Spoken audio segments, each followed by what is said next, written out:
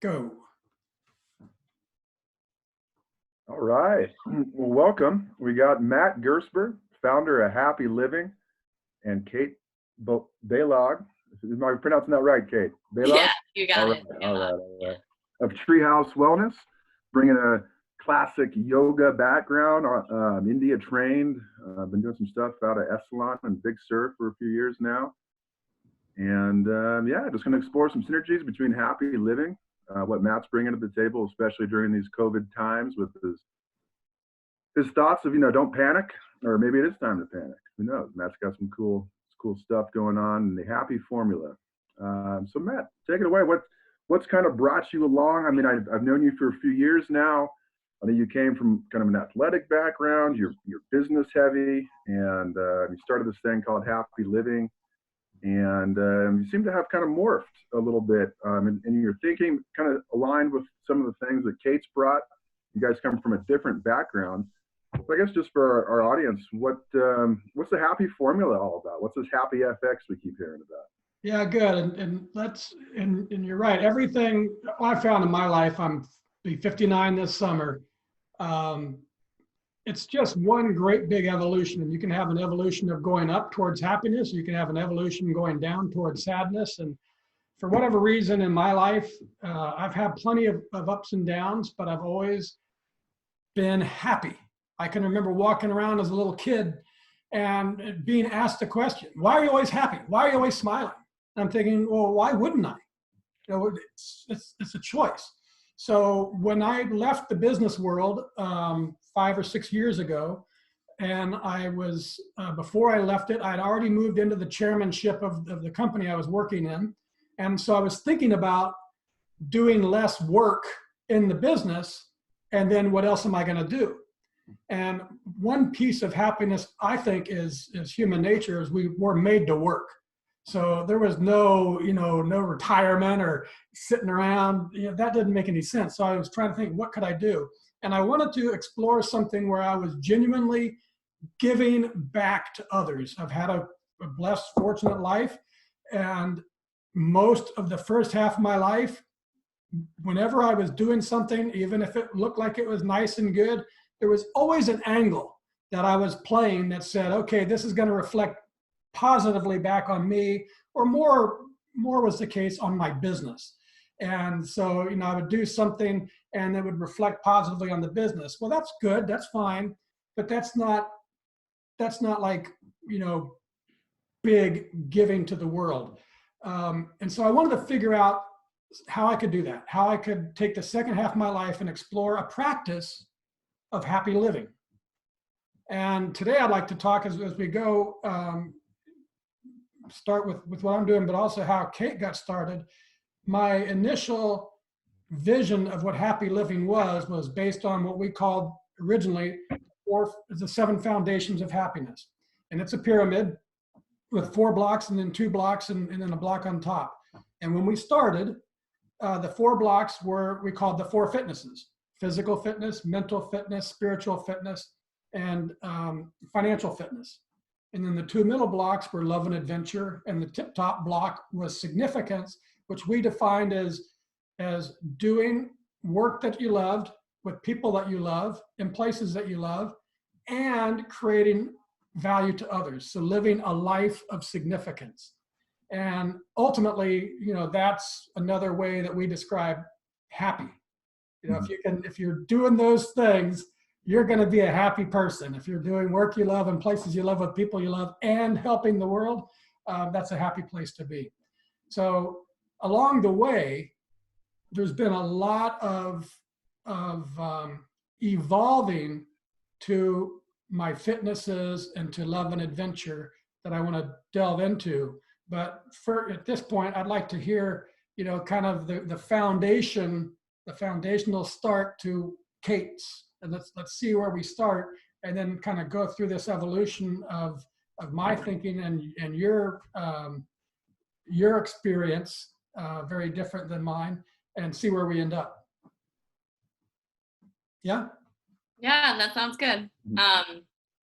Yeah, when you were talking, I was just thinking of without that strong foundation, whatever, it looks like for each person, it's hard to continue to move up to the higher states, or to be able to be open. What I like to think of your top tier as is living in a state of compassion. So just an open state of compassion for yourself and for others. And I think, in my studies, that's ultimately, that is the happy formula, because that's the ultimate level that you're trying to achieve, is to be able to set a strong foundation through practice and through connection to your body, and through discipline, to be able to open yourself up to live in a compassionate state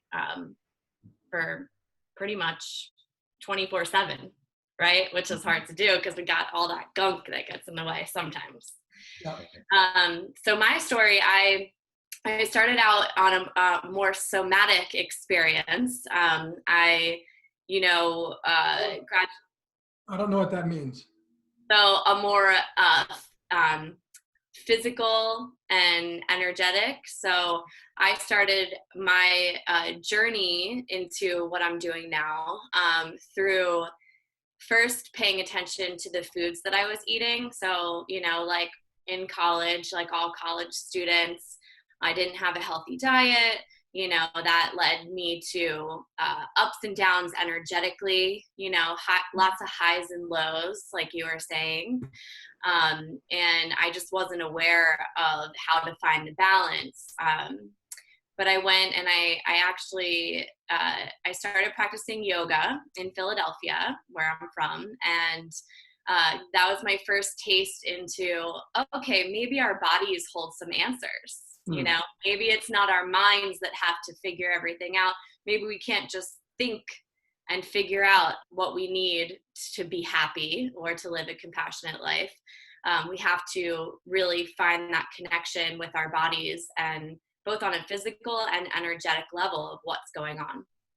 But I was still very new to that practice. And I actually went and I worked on an organic farm on the Big Island in Hawaii, and practice yoga in my electricity-less cabin. So I had no electricity. I used candle lights, and I practiced there on the floor with the lizards and the spiders. Wow. But that really was one of my first transformational experiences through yoga, because I was incorporating, I was expanding my awareness. My practice of yoga was teaching me to expand my awareness, so that I noticed when I was eating certain foods that helped me to maintain a more balanced state, or when I was eating foods maybe that were like giving me those highs and lows. Sugary processed foods, we can kind of tend to feel good and for 10 minutes and then, have a crash, but that also affects our mental state and the thoughts that we're thinking. And then, so eventually I, came back to the mainland and worked in the nonprofit industry and continued to develop my yoga practice on my own. And then I always knew that I was going to study yoga on a deeper level, but it took some encouragement from a few teachers that pulled me aside after class and said, hey, you would be a great teacher. You have a great practice. You should think about studying taking a more in-depth study of yoga. And so eventually those little messages made their way to, the action center. And I went to India, and I went to Rishikesh, which is at the base of the Himalayas. And that's where the rishis, which are the ancient yoga masters who spent thousands of years meditating in caves in the Himalayas and developed the yoga practice that we know today. That's their first stop on their trek down from the mountaintops, from their caves, was Rishikesh. And so they started teaching there, right on the Ganga River, or the Ganges, whatever. Before you go on, how old were you when you made that decision to go over? I was. Or how many years ago? Either way. Yeah. That was 5 years ago, and I was 30. Okay. What was the circumstance around that? Takes a lot of courage. So what I've experienced, especially as I've been playing Mystery Happy Living for the last 5.5 years and exploring what does it take to transform your life. People, oftentimes there's something really devastating happens and it shakes you to your core. If it doesn't kill you, you rise out of the ashes like a phoenix and you do this next big thing and you go over to India and you become a yogi and you change the whole world. It's much harder, not harder. It takes a different response to do it without devastation. So I'm just curious, that's a huge decision. You must have been scared. What was the circumstance and how did you work through that decision making? Well, I was actually living in Los Angeles at the time, and I was commuting. Had a long commute each way, at my job. So there was some stress certainly in my life that I was experiencing. But I think I actually wasn't. I wasn't as afraid leading up to it as I was the first 2 days that I landed there by myself. I think that was really like when I was alone. What have I done? Yes, and I was face to face with just myself. And so I think what it was I was spending so much time in my 20s trying to fit my life into a mold of what I thought that it should look like. And I wasn't getting the inner, we have someone joining us. Cool. Hi, Joe. What's up, guys? Hi, Joe. What's going on?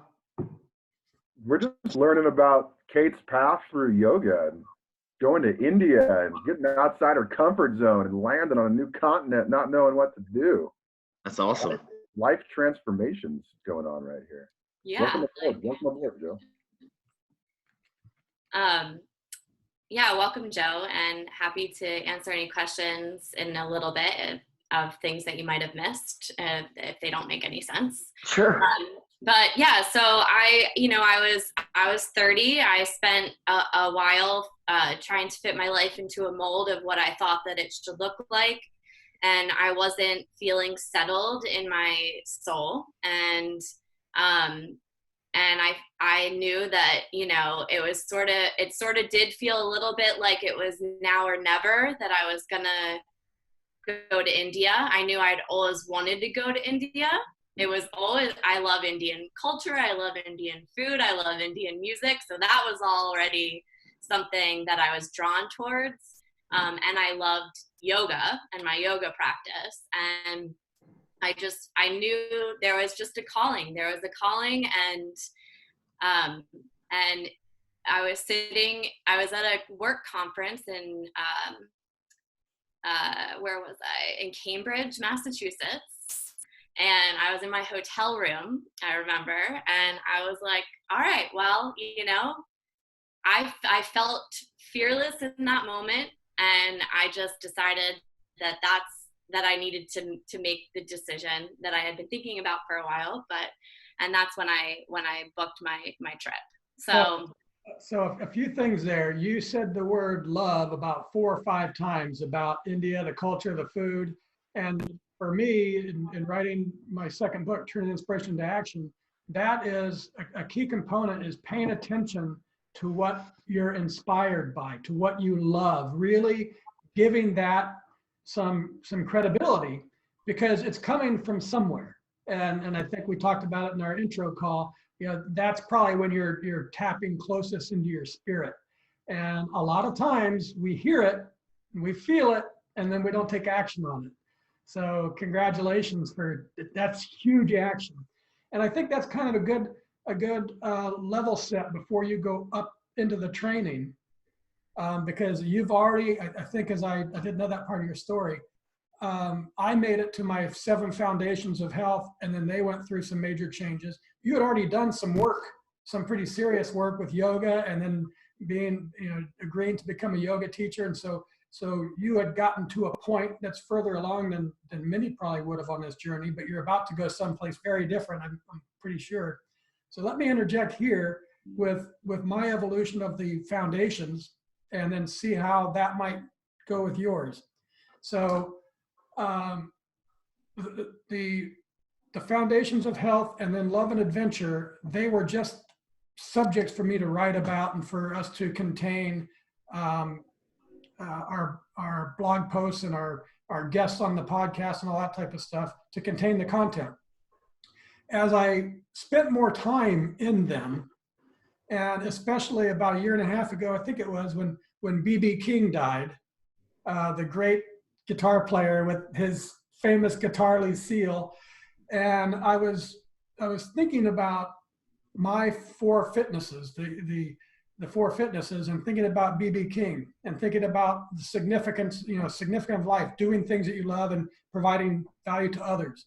And I looked at B.B. King, overweight. I'm sure his diet wouldn't pass muster with either one of us, and but he provided for himself, he took care of himself, and he gave to others. He lived this brilliant, beautiful life, at least for outward, it looked like to me. And he lived a long life, 89 years. So I started thinking, questioning my fitnesses and saying, wait a second, who am I to judge, what your fitnesses should be?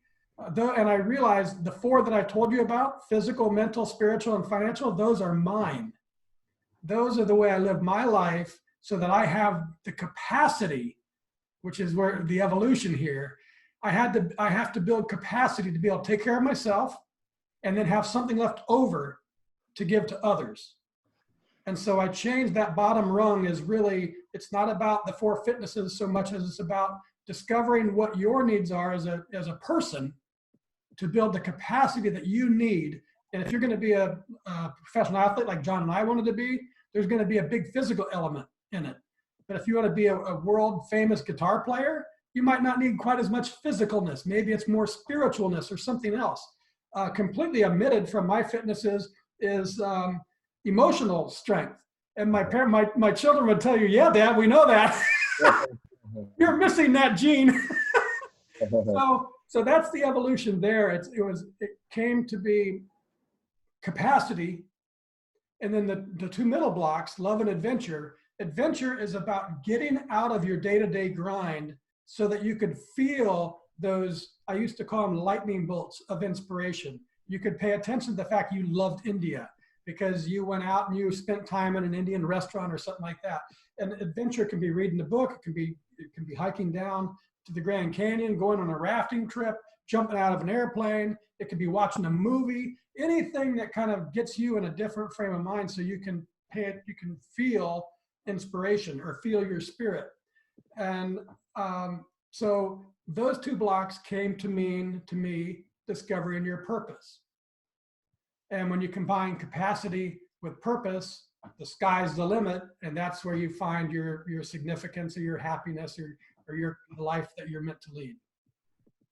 So go from there.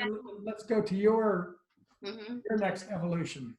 Yeah, I will side note that you sparked a memory that actually a book I read that takes place in India when I was on the farm in Hawaii. It was like, that book was definitely one of the foundational inspirations, and that book is called Shantaram. So I don't know if anyone's read it, but I recommend it for the description of the taste, smells, sounds, everything that happens in India. It'll take you on a great journey. And it's a true story, so that's cool too. So, I think that you're right, that it takes a different foundation. Everyone has a different foundation that they need to figure out what it is that supports them to level up to be able to live a creative life. And living a creative life doesn't necessarily mean that you're painting or that you're, drawing or you're building something. It just means that you're giving yourself the freedom to choose, really, is what it comes down to. And giving yourself the freedom to choose also takes courage, and it takes an understanding of it takes an awareness of that voice that's guiding you, that love, right? So what you were mentioning, like that inspiration, what's inspiring you, how do you listen to it? And that leads you in your ultimate creation, which is your life story or your life purpose. So when I went to India, like I said, I spent 2 days in extreme jet lag by myself in a hotel room, and I was terrified because I landed in the middle of the night and I had no way I didn't set myself up to get from the airport to the hotel ahead of time. I was just very much, it was a shocking experience. And I think that is what I needed, because that's where the courage comes in, right? Because we tend to spend a lot of time in what we think we are or what we think we should do, that it's hard to break out of that and to live creatively. And it takes it takes really looking at yourself in the mirror, literally and figuratively, and accepting all that you are and being there for yourself, only you. And that is a love that will continue to support you, or I found continues to support me throughout my life and through my decisions. You mentioned your guys' discussion here reminds me. So we've kind of taken, just the three of us, four of us on the phone, and 7 billion people on the planet. We all take these different avenues. For Kate, it was going to India. Matt, it was business and family. For me, it was hopping on a plane to Finland. I was this professional athlete trying to make the NFL, and at one point I kept getting cut from teams, and I was like, what the hell am I doing? And so I took my talent for less money for a dead-end job. I knew I wasn't going to play in the NFL if I took this, but I went and played football in Finland. And similar to you, Kate, making the decision was like, this is cool. I have to break up with my girlfriend. I'm going to go to Finland, but whatever. I'm 25. I can do this. But it was when that 24 hours of travel from California to Scandinavia, and I'm descending into Finland, it is flat as hell. I love the mountains. It is just trees. You can't see a city. You can't see anything. And I'm like, I feel like I'm just going to go to the North Pole. I'm just going to hang out with Santa Claus and reindeer. I'm like, what the hell am I doing? But for me, that was that jump off point. And this is just a basic diagram made from a religious studies class from college. I mean, if this is the truth, and this is, the humanity, we all take these different spokes to get to the middle. And, I know just the dichotomy of Matt's spoke and Kate's spoke and my spoke, they're all very different, but we get to this level of, in our pyramid, whether we call it significance or compassion. And I think there's I'm a words guy. I think there's some interesting stuff with how Matt named it, significance and compassion. There's similar things, but we all take this different path, and it's that adventure is getting out of your comfort zone. We've all done it, and we get to this center. But it just really reminded me of a simple diagram from religious studies that the middle is where we're all going. It's truth, it's compassion, it's happy, and we have 7 billion ways, and they're not straight lines. It's like the water going down a creek. It hits I watch water. I love it. You just go like the water goes is one of my sayings. You see it hits a boulder, it eddies around, and it goes on down. It's just like our life. It's not a straight shot, and we got to continually learn. And it's just great to hear your story, Kate, and Matt. To go know more about you guys. You said, Kate, that sometimes it's hard to listen to what your true self is. You said it a different way, because we've been conditioned and trained to be a certain way. And that conditioning and training comes from culture, and it comes from our parents, and it comes from our friends, and it comes from our sex. If you're a woman, you're supposed to be one way, a man, you're supposed to be another way. And so it's really hard to break out of that. And when you try to break out of that, you're often not really supported, because for all kinds of reasons. So I was thinking, I call that, all those forces, I call those the forces of gravity that hold your life in place. And they're varied, but they're real. It's a real powerful force. So I wondered, when you were telling me that story, what were your friends and parents saying about this little venture of yours? Did they think you were nuts? Were they supportive? Yeah. Or mixed with it all? Yeah, they thought I was nuts. But at the same time, they knew me, so they were not as surprised, because I'd gone to Hawaii. I also spent time living in Spain, and so it was sort of, but this was probably like the biggest shock. And of course, my parents were terrified that I was going by myself, and my dad, he was pretty funny. He was basically telling me, like, everybody dies in India, so if you're gonna go, that you're gonna die. And I said, I don't think that's true. So, but of course they were supportive, and But that's indicative. I think what Matt was alluding to is we got to break from this mold, and Matt, and especially I can't place it if it's in the belief roadmap or TI2A, but the talks of gravity, and you get it churched. Your freedom. We're born these wild animals. We are born wild animals, and then culture, society, civilization, grandparents, friends tunnels you into this thing, and we got to maintain that wild nature. And go for it. And when you take your trip to India, or whatever your metaphoric trip to India, people are gonna be scared for you. People are gonna be pissed off because you're not following the plan. Matt, you give great examples of everyone in this family's been a doctor. My grandfather was a doctor. I was a doctor. You're gonna be a doctor. And no, you got to do your own thing in this world. Yeah, but it takes courage. Yeah. What happened when you went up the hill? Yeah. And it's all well-intentioned too, and that's something. It can feel uncomfortable when you're breaking out and you're not receiving the support maybe that you're looking for. But it's all well-intentioned, coming from others.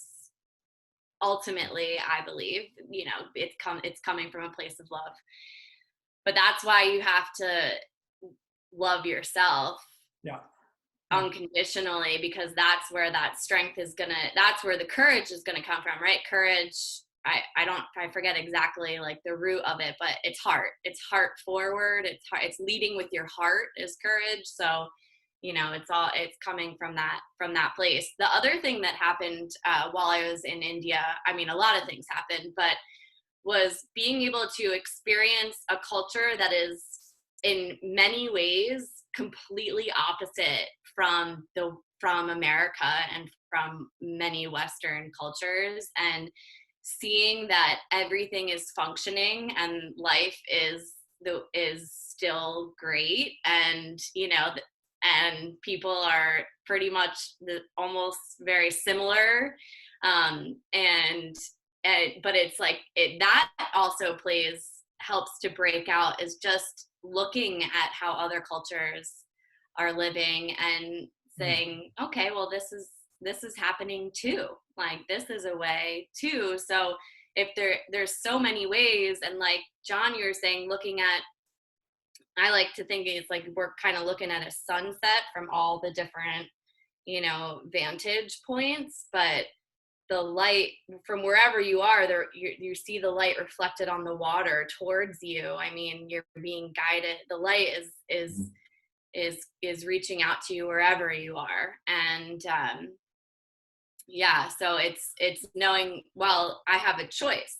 I always thought I had to look at it from this way. Oh, but there's 7 billion ways that I could look at. Okay, I think I'm just going to take a half a step to the right and see what that's like, and okay, that's great too. Oh, okay. I love that. I love that image, Kate. I've watched tons. I see the moonrise is what I see when when you describe that. Moonrise, I grew up on the Pacific Ocean, or, sunset or whatever, but it would come over the Monterey Bay, and I'd go from my town, and I'd watch the moonrise over the east.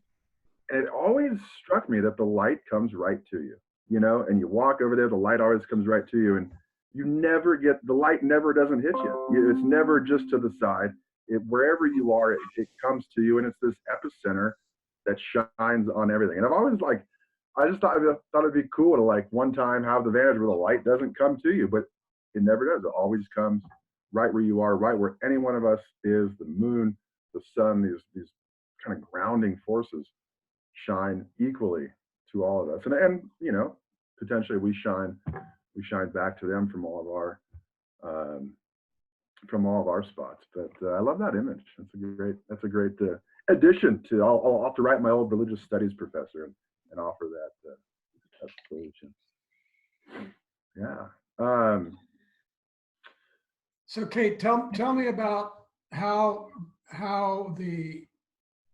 your studies over in India, how they informed your current thinking about the difference between earthly energy and spiritual energy.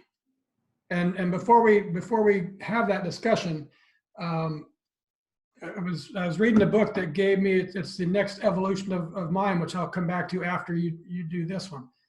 I was reading this book, and it was talking about spiritual energy. And it said, think about your very best day ever. Or I can tell you from my football days. I was this little tiny 5'2", 100-pound kid that wanted to play football when I went to high school. And I trained all summer long, and I was the only kid up on the field training. I was in the best shape of my life, and my energy level was really, really high. On day one, I show up to practice. We go through some drills, and then the coach puts the team into three piles. First team, second team, and third team. We hadn't played football. We hadn't done anything. And there I am on the third string. And I was crushed. I was emotionally crushed. I went home. My mom asked me how my day was. I fell down to my knees. I didn't cry like a baby, but tears, streaming at them. I was crushed. Nothing had happened to me physically, but I was devastated, and my energy was devastated, and I could feel it. Now, fast forward.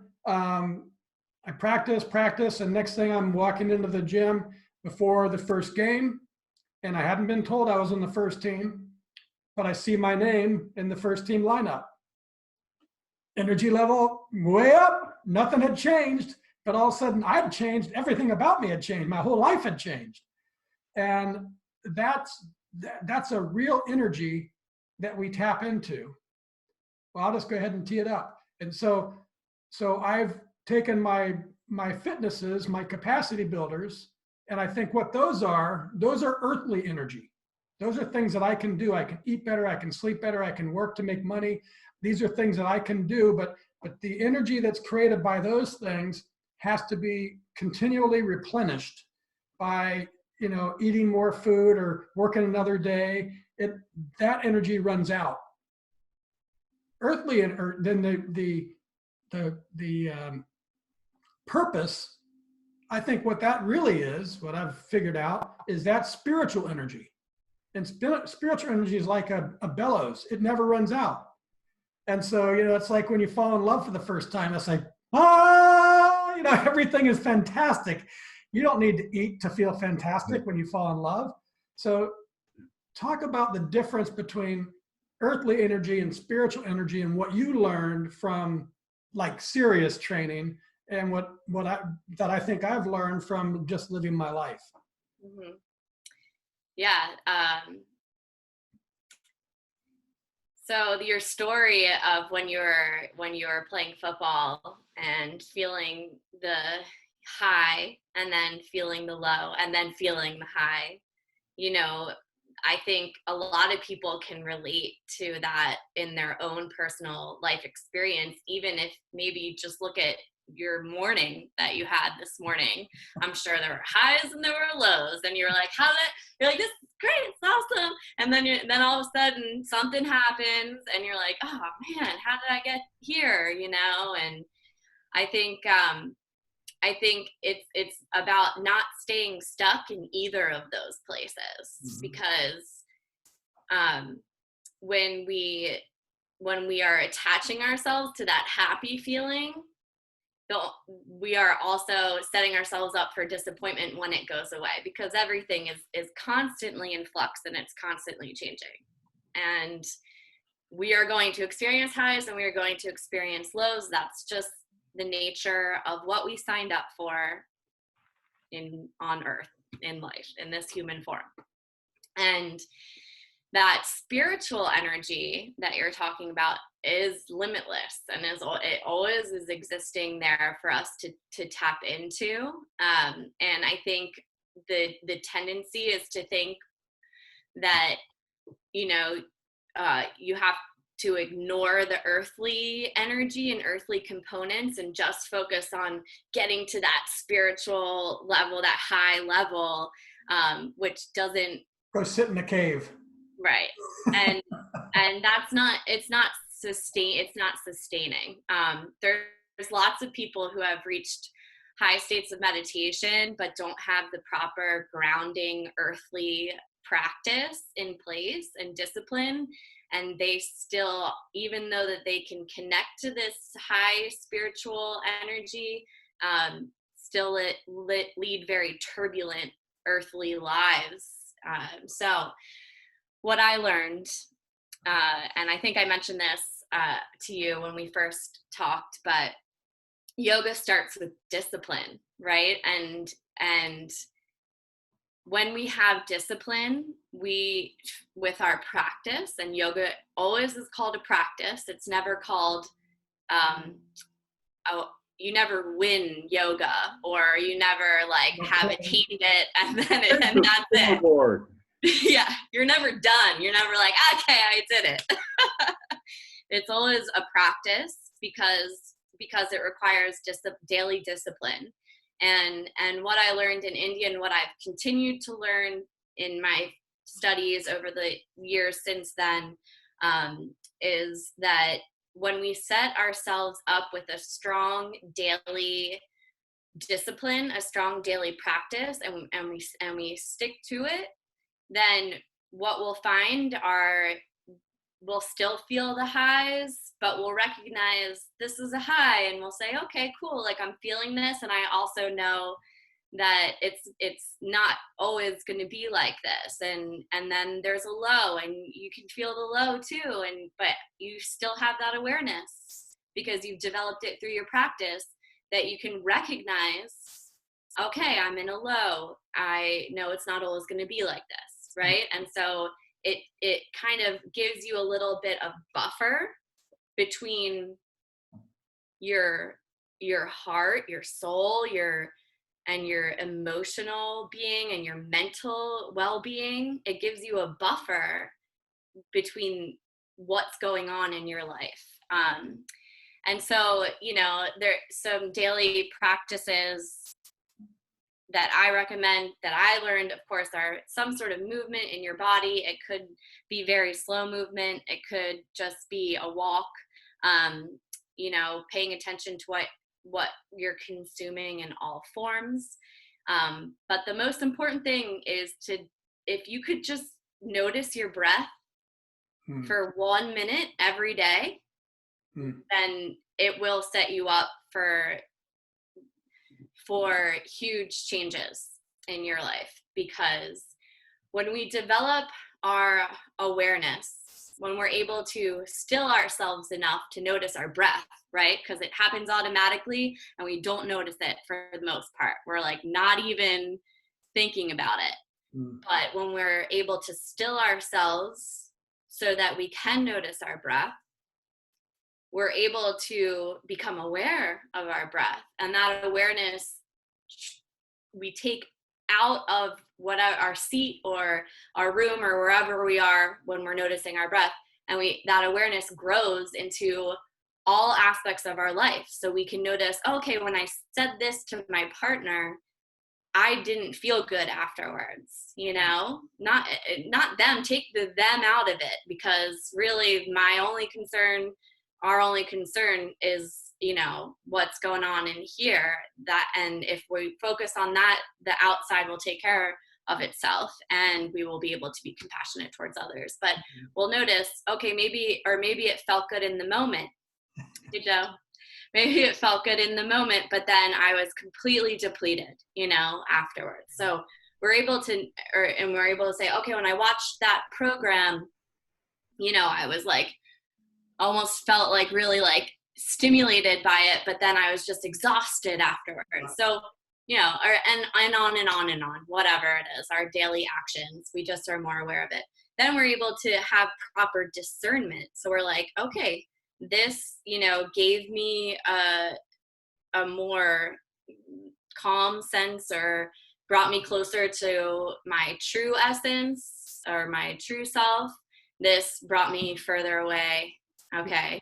And then, you know, the discipline of doing that repeatedly eventually leads us into a state of balance. So, I'm talking a lot. I'm trying to put words to things that don't have words. So hard to do. But you mentioned something that's really important that I've noticed in my life, and it's a hard lesson to learn. And I love the quote: "Other people's opinion of you is none of your business." And if you think somebody else upset you, that's not really true. You're allowing yourself to be upset. So it says, if really taking serious responsibility for who you are and what you do and how you react to people is very empowering. But sometimes it takes work. It doesn't sometimes take work. It's easy to blame other people. It takes a lot of work. And I think, you know, through yoga, it's such an ancient practice. I mean, Matt, when you were in high school and, you know, you got the news that you were on the third string, it was this outside force. You know, you were a young kid. You didn't have the defense for it, you know, perhaps, but it was this outside force.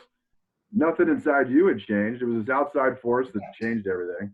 Correct. Then you're on the starting team. It's this outside force, you know, where, you know, you're 14, 15 years old, but. Yeah, but today, even at 58, I would still be crushed. Well, the trained yogi would say, stay like this, Matt, and let's just stay and love the process. What a lot of coaches told me. That's probably what you tell someone when there's a 7th-string quarterback, but love the process. Yeah, and Kate, what you brought up too was really interesting. John and I played football at the same place, UC Davis, 2 decades apart, so we had different coaches. But our head coach at the time was a guy named Jim Soker, and he had a very unusual coaching style, and he taught us, he used the word self-referral, but basically it's what you said. It's all about you, how you handle things. And he took it to the degree that the other team didn't matter. It doesn't matter who we're playing. And we tried to study him and this and that, but he really instilled in us that if we played our best, that's all that mattered. If we tended to our business, that's all that mattered. And the wins and the losses would take care of themselves. 30 years later, I turned 50 years old, and I'm reading a book by Wayne Dyer on the Tao Te Ching, and I'm starting to learn this second half of my life about how I want to be and unlearn everything I've done before. And I start reading this book. I've been reading it for 10 years now almost. And about 6 years into it, Davis had their 500th win, and I saw all my old coaches while I was sitting on my patio, and I decided to call them up and do a blog post. I'm a writer. I can write about whatever I want. So I called him up and I interviewed all these coaches, and I was interviewing Coach Soker, and he's talking and I'm talking, and I'm 5 years into this book. And I said, Coach, did you study the Tao Te Ching? And he said, well, yeah, Matt, our entire football program was built on it. It was the most unbelievable feeling. And I ended up writing a post called Undercover Tao. And so it was, and I think that's why I was so attracted to this book. Read it and say, oh yeah, first of all, it's confusing, but I could resonate with it because I think I had been taught it. And a lot of it is exactly what you were saying, is it's all in here. Our happiness is not found by how Joe behaves or by how cool that house is behind him. Outside things don't do it. We think they do it. You mentioned attachment. Can you talk about attachment? Because I'm not sure I understand and everybody understands. What does that mean to be attached to things? So that's a good question. It means lots of things, right? But being attached to things in the way that I'm using it, it means that you're linking your emotional reaction and experience on something external. So you're saying, well, in relationships, that's very easy to do, and it's a great example, right? Like, take your relationship with whoever, take your mother, okay? I mean, that's a strong attachment, maybe, but whatever, let's go with it. So, if your mother says that you did a great job, honey, that was, you're doing really great. And you're like, okay, whew, I have like a sense of relief. I have an emotional reaction to what my mother said. And if your mother then, the next day is like, you know what, I don't know why I said that. I don't really think that you're doing a great job. I think that, whatever, you could be doing better. All of a sudden, like, the high and the low, then the pendulum is swinging the other way. And you're feeling like, is there something I'm not seeing? I need to make a change. What's going on? And there's some value to introspection, of course. We always want to look at that. Or let's say, I bought a new car and I'm like, I love this car, and I'm driving around and I'm like, this car gives me the best feeling. I feel everyone's looking at me and they're thinking great things about me. And then, a week later, I crash my car, or I don't know, who knows? Something happens to the car, it gets stolen, and I can't replace it, and I don't have it anymore. And then I'm sad, and I don't have those same feelings. So those are extreme examples. When you really are practicing non-attachment, which is one of the yamas, one of the teachings of the Yoga Sutras, and it's also a teaching of Buddha, and then therefore Zen in the Tao. It's really, it doesn't mean, this is the biggest epiphany that I had from my teacher in the last year. Just because we are working on not attaching doesn't mean that the thing goes away. So when you look at your life, and you love people in your life, the practice of non-attachment doesn't mean that person or those things are going to go away or that you should remove them. It just means that you, again, I'm coming back to that buffer. You're allowing a buffer between your internal reactions and state of being and external things. So I like that. Non-attachment also doesn't mean that you can't have things. Doesn't mean you can't want to have a nice, lovely car. Yes. But your identity is not dependent on it, right? Your happiness is not dependent on it. Rather, it's something that you just like to do. But the flip side of that is, and I've discovered this in talking with people and writing and so on and so forth. If you are in a situation, you're practicing non-attachment, you're having this particular problem with this, let's just say a particular person who's always making you not feel good, or you're doing this thing that always makes you not feel good, or you take on a new health practice that you just hate. It's good for you, but you just hate it. If you stop doing those things, you can also detach. That's not what non-attachment is.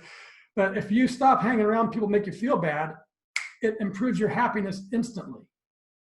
And we have to give ourselves permission. When my mother says, yeah, Matt, you deserve to be on the third team, you scrawny little kid, she would never say that. My mother's awesome. But, you know, just because she's my mother doesn't mean she gets to be in my life if she makes me feel bad. And we're afraid. I was thinking about this with COVID-19. I haven't figured out how to put it in words yet. I'm going to say it right here. We are detached from a lot of people right now. Don't re-engage with people that make you feel bad. Just don't. Stay away from them. And things that make you feel bad to the degree that you can.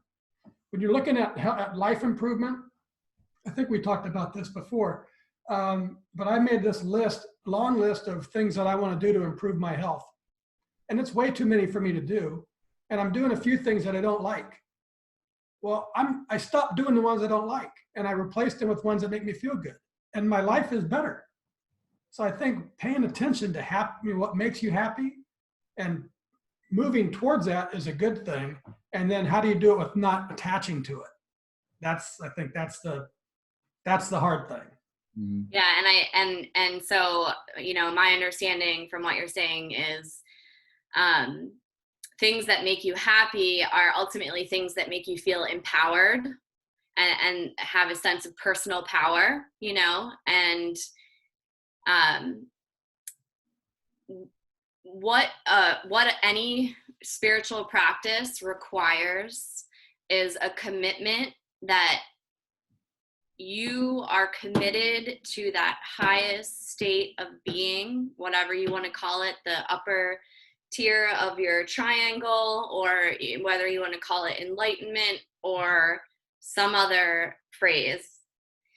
You have to commit to that above all things. And your commitment to that will help you to organize your actions properly, like what you're saying, right? Is not spending time with people that disempower you, because that doesn't fit into your commitment, you know, you're of wanting to get to that higher state.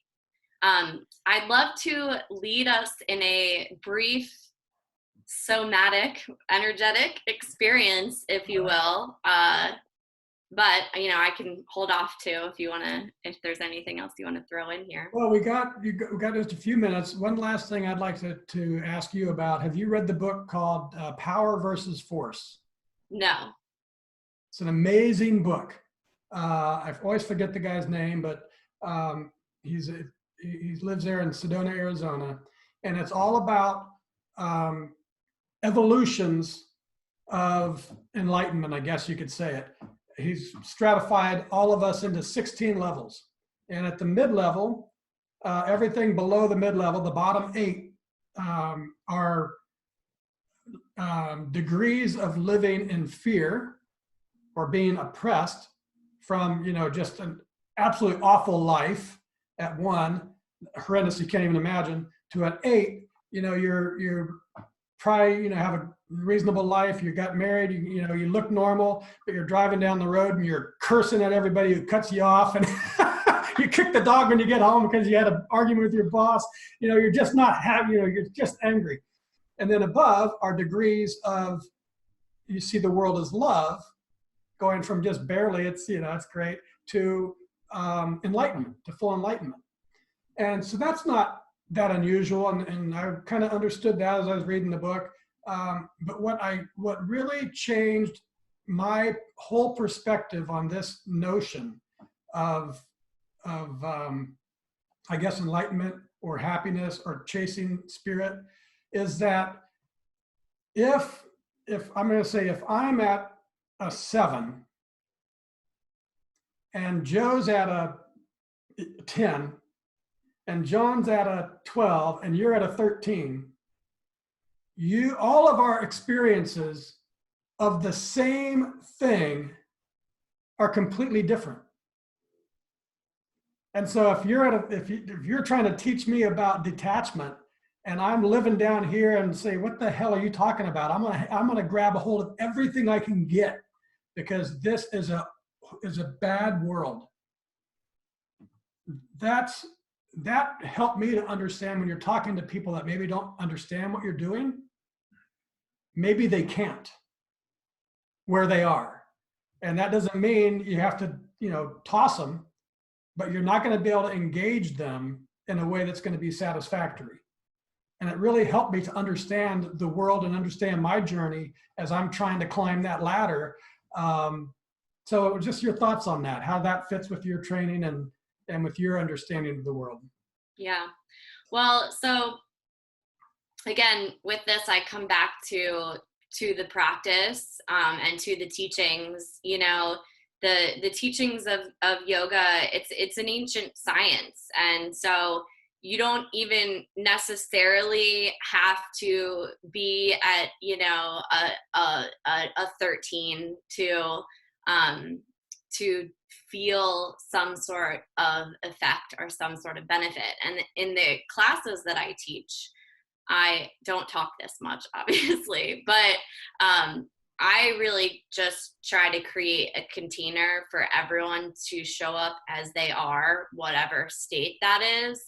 And I know that just by following the teachings of the science of yoga, which, you know, is breath, is a certain sequence of postures and alignment of the body, that the work that is needed is happening, right? And so I'm just acting as, you know, the medium or like the liaison, just bringing the guidance of the structure of the class, but I'm not doing the real work, which is how it is the science of the yoga that now more and more Western science is starting to prove is true. You know, we talked about this before, and there's benefit that we can't quite pinpoint, and it doesn't matter if you're showing up in a horrible headspace or if you're showing up in a great headspace. There's benefit that's coming to you, and I don't know what that is, and part of my work is that I don't need to know, you know? And before you go into your exercise, we can end on that. The key is to just show up. Mm-hmm. If you keep showing up, yeah, your life can move forward in a good way. So, okay. And Kate, what's your practice looking like these days? I know maybe taking a bit of a turn with the COVID stuff. What are you into? Yes, of course. So my personal practice I have focused on strengthening it because of everything that's going on in the world. It's harder for us individually to maintain states of balance just because the collective is so uncertain and so all over the place. So it's really important to focus on your own personal discipline. But I'm teaching virtually now. That's what we talked about. I was teaching in person here in Monterey and Big Sur. And then when the quarantine hit, I started to take classes online, and that actually has been going great. We use Zoom. Everyone feels, from what I've heard, there's still really great work that is being done. People are experiencing the same benefits, and maybe even a little bit more, because you get to be in your living room or in your bedroom or wherever, and you don't have to turn your video on and nobody's looking at you, right? So it's just you and me, and you know, whatever your day looks like. Yeah, and we're happy to kind of announce we'll do some more stuff. But HappyLiving and Kate are doing kind of a collaboration with her online yoga series. And we'll have some more after Kate leads a meditation breath. To my understanding, I look forward to working more with her. Breath is a big part. But it's interesting how, especially just a few minutes ago, you spoke how yoga started on the mountaintops. It started in caves. It started in nature. It was these yogas going out in nature. And then it kind of got sequestered into the studio. And even in my graduate studies, I remember reading some stuff about some myth about, yoga is supposed to be done out there. We can't be doing it in studios, but it's something you can do anywhere. It's from the inside out, whether you're in a studio, whether you're in a cave in India, whether you're in your bedroom, your living room, whether you're just breathing on a walk.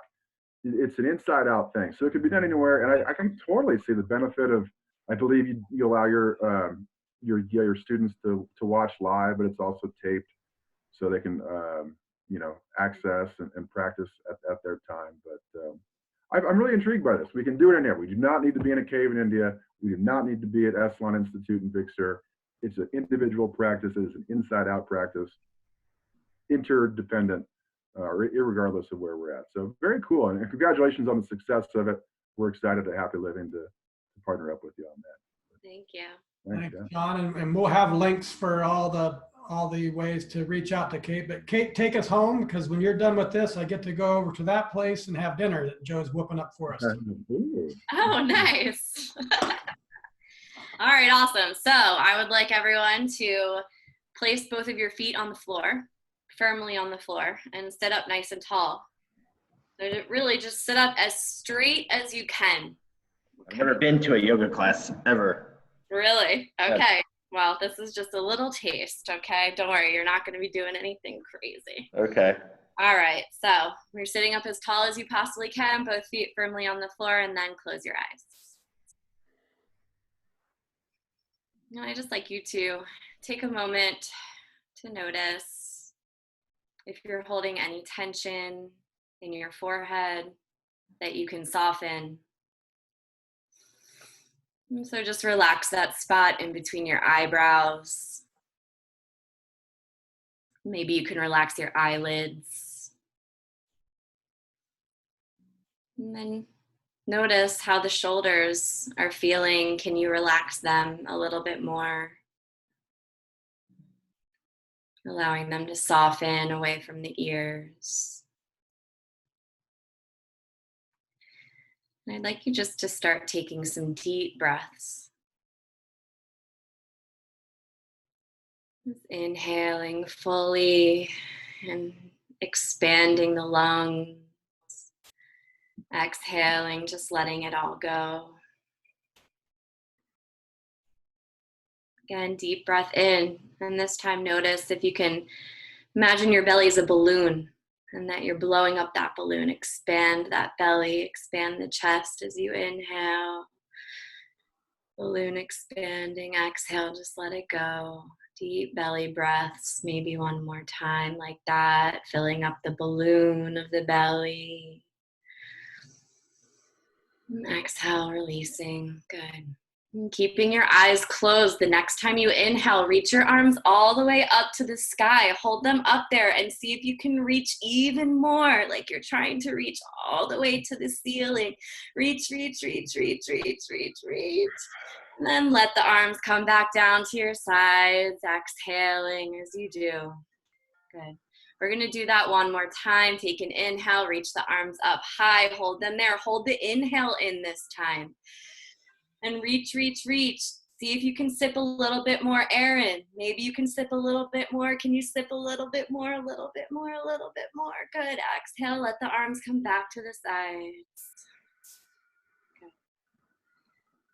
And then again, pausing and breathing deeply.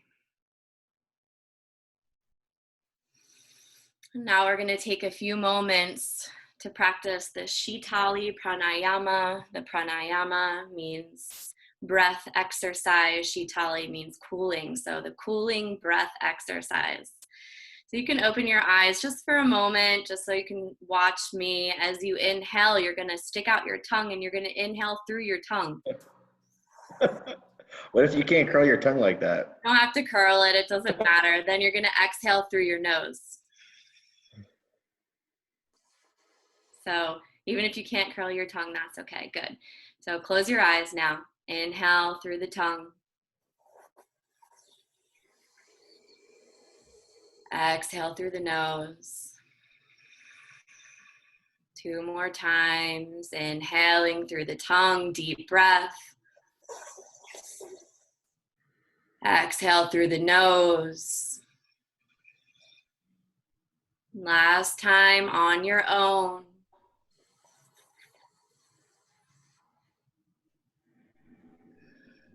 And when you're finished, just pause, keeping the eyes closed, letting the breath return to normal.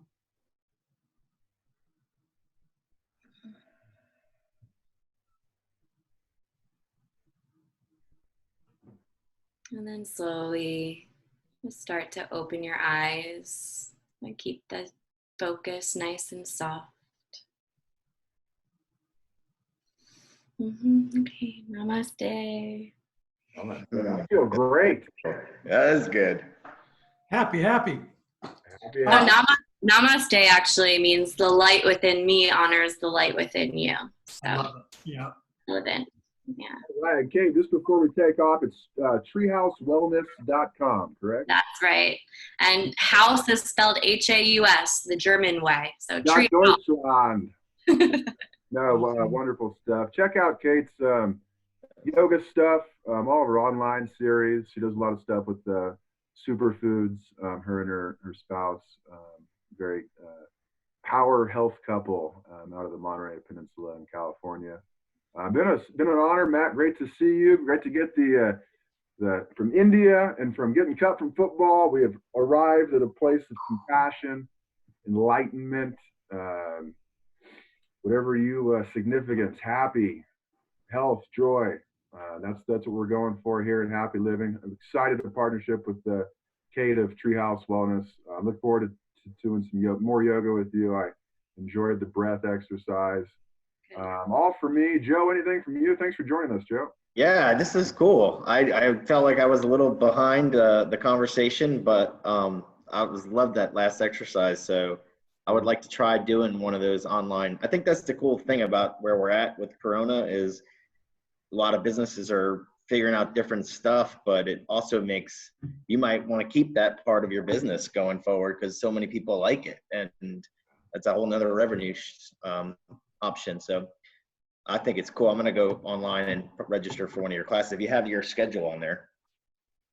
Yeah. Joe, I just got to ask you quickly. It looks like you're at the Happy Living House. What's on dinner for tonight?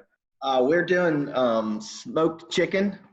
Okay. I've got some cherry wood burning right now, and we're going to throw some chicken on there with nice antipasta. A little Italian flavor, right? Little antipasta salad. All right. Cool. Right. Anything else on time schedules? Anywhere you want to direct your audience? No, so Joe, just so you know, live classes right now are Saturday mornings, Pacific Standard Time at 10 a.m. But I do send out the video so you can practice at whatever time works for you, because some people like to practice in the evening or in the morning. And I might be adding some other class times, so stay tuned. Yeah, thank you. Yeah. Right on. Living. Be happy, folks. Thank you, Kate. You're welcome. Thanks, Joe, for joining us. Thanks, All Joe. right, see you guys. And we'll see you all out there. Yes. Namaste. Namaste. Yeah. Bye.